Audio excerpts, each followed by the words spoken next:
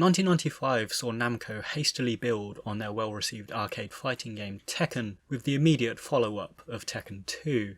And what a difference a year makes, because right off the bat, Tekken 2 has refined the look and feel of its characters, its environments, and in almost every area built on the foundations of the preceding game. But as we'll see, it is once again characters and story that really helped define and propel this series in the saturated market of fighting games and into the household name that we know today. Now, in the previous Tekken episode, we looked at the market of fighting games in 1994, where titles like Street Fighter and Mortal Kombat prevailed. Moving into the mid-90s, the market became ever more saturated, with the pivot into 3D, starting with Virtua Fighter and then Tekken, and resulting in a host of comparable games, such as Tobal No. 1, Battle Arena Toshinden, the Street Fighter EX spin-off, and in the following years between Tekken 2 and Tekken 3, games like Bloody Roar, Dead or Alive, Soul Edge, which became Soul Calibur,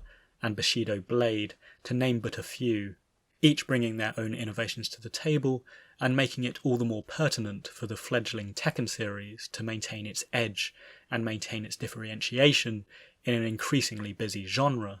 And as an aside, to this day it amazes me the innovations that were managed in such a short turnaround time between games. I discuss Final Fantasy quite a lot on the channel, and much like Tekken, these game series saw huge leaps and bounds being made between games that were released only a year or two apart, while these days you can wait up to a decade between games being released.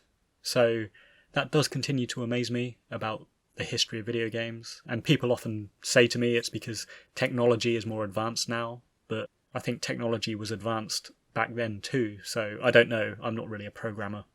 But regardless, Tekken 2 really did define and refine its graphics and its functionality upon its release, introducing subtle advances like character head movements, so they'd follow your opponent. If you jumped, your opponent would look up at you, and so on. They began introducing depth along the 3D plane, with the square button rolling you into the distance to get up, and some special character moves for certain characters like Kazuya and Jun, who were able to step off the center line to attack from the distance. And indeed, the movesets for basically every single character developed and doubled, becoming much more fluid and advanced. So martial law's renowned double backflip was introduced here. We had sub-bosses like Baekdu-san, showcasing Taekwondo and the rapid kick movements there, and across the board, much better chain attacks, grapples, and tackles. And where the first game had sub-bosses that were essentially just palette swaps, and the movesets were carried over from the main roster counterparts, like Armor King copying King, Li Chaolan copying Law, Ganryu copying Jack, and so on, they now had their own distinct movesets. And so unlockable characters like Lee, like Wang, like whoever, really came into their own and developed their own identities, fighting styles, and indeed had their own ending FMVs if we completed arcade mode as them for the very first time. So this sets them up for stories and popularity and relevance in later games. Other additions include game modes such as Team Mode, Time Attack Mode, and Survival Mode, which back in the pre-online battle days, pro-couch co-op days, really added additional challenge and reward. And beyond that, the roster of unlockable characters extended hugely to include supernatural anomalies like the Devil and Angel, but also Roger and Alex, the kangaroo and the dinosaur. And as mentioned, in the pre-DLC days, the means of obtaining these unlockables had degrees of skill and luck involved. So, unlocking Kazuya, you had to beat the game with a sub-boss, and then unlocking the Devil, you had to then beat the game with Kazuya, and unlocking Roger and Alex, you had to beat the game. I think you had to beat your stage 3 opponent by achieving a great, so a really small amount of health instead of a KO. So pretty crazy unlockables and Easter eggs that made Tekken 2 very replayable, super fun on the home console format.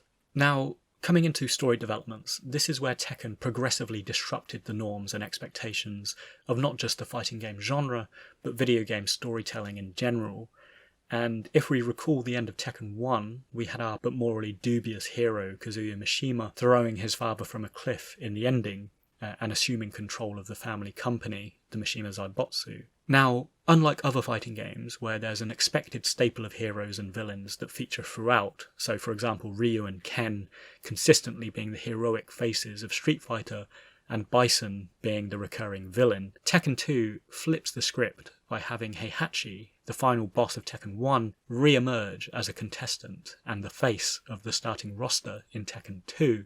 And this is pretty wild, because as a player you are kind of at odds with who the hero is here. You are realising that this story is dispensing with the conventions of good versus bad, and instead operating in a much more morally dubious grey area, where Heihachi certainly isn't a good guy, but increasingly neither is Kazuya, and indeed Tekken 2 primes us for what has become the major feature of the Tekken series and was the thematic heart of Tekken 2's story, which is the plight of Kazuya's soul and the introduction of the Devil and Angel characters. Now, I've discussed this in the past when looking at Kazuya and these earlier games, and I won't labour on the later changes to the story with the Devil gene being introduced and that stuff, but Tekken 2, for its part, presented the Devil and the Angel as external entities that were each symbolic of Kazuya's morality and this knife edge that he balanced following the first game. And indeed, the original story, as depicted in Tekken the Motion Picture,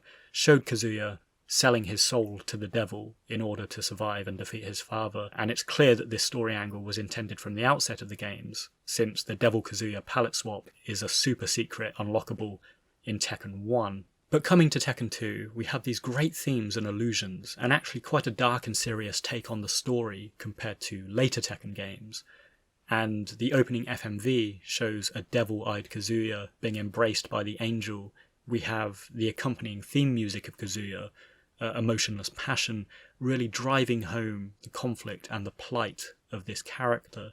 And with the benefit of hindsight, from what we learn in Tekken 3, we of course also have the inclusion of Jun Kazama, who at the time was not overtly connected with Kazuya. She was an animal rights activist investigating animal experimentation, so weirdly she is more in the orbit of Roger and Alex story-wise. But her character summary in the manual does state that she can sense the mysterious power in Kazuya, so that's intrigued her too.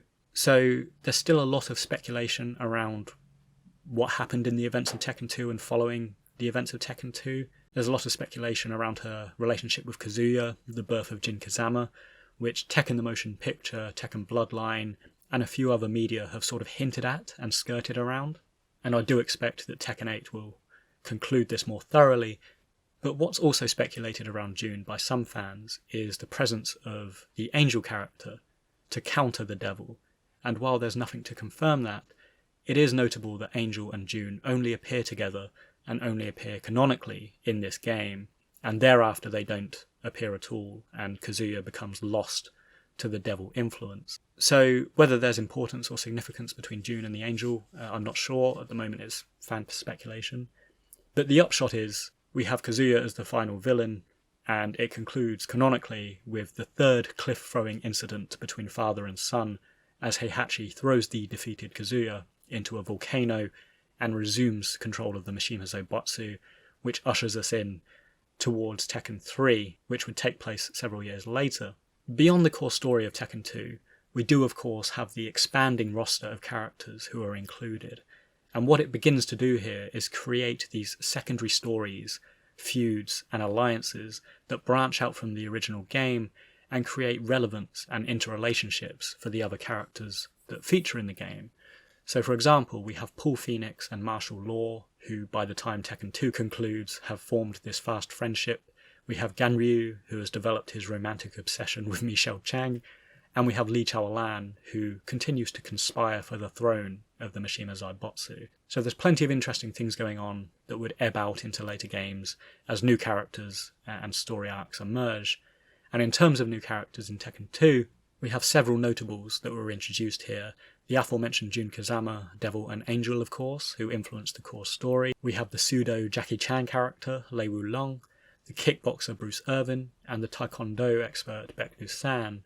And Lei Wulong and Jun are notable, I think, because they represent two key elements of Tekken, where one operates in this serious main storyline, which is Kazuya's soul, the Mishima blood feud, and so on, and the other, Lei Wulong, leans more into the light-hearted and comical aspects of Tekken that it would also become renowned for. So likewise we have Paul, Martial Law, Roger and Alex, who progressively as the series goes on become examples of comedy and absurdism. Though, as I've mentioned in the past, the handling of Paul Phoenix, who was my favourite character and continues to be as I play the games, it has been a pretty weird trajectory and U-turn for him, because canonically, in the first couple of games, he was actually one of the strongest fighters in the Tekken roster. He almost won the first and the third tournament, and was set up as the main rival to Kazuya. But from Tekken 4 onwards, he sort of diminished from a serious contender and storyline and became more of a comic character alongside Law, which is first kind of hinted at in this Tekken 2 ending, where he fails the kip up. So there we have it. Tekken 2 is today, like its predecessor, a dated and limited title in terms of gameplay, but nonetheless it remains a standout entry and innovative powerhouse in terms of story and character development within the fighting game genre, which has been topped only, we might argue, by the upcoming Tekken 3, which we'll discuss next time. If you got this far, thanks for listening. If you enjoyed the episode, please consider subscribing and check back soon for an upcoming look at Tekken 3.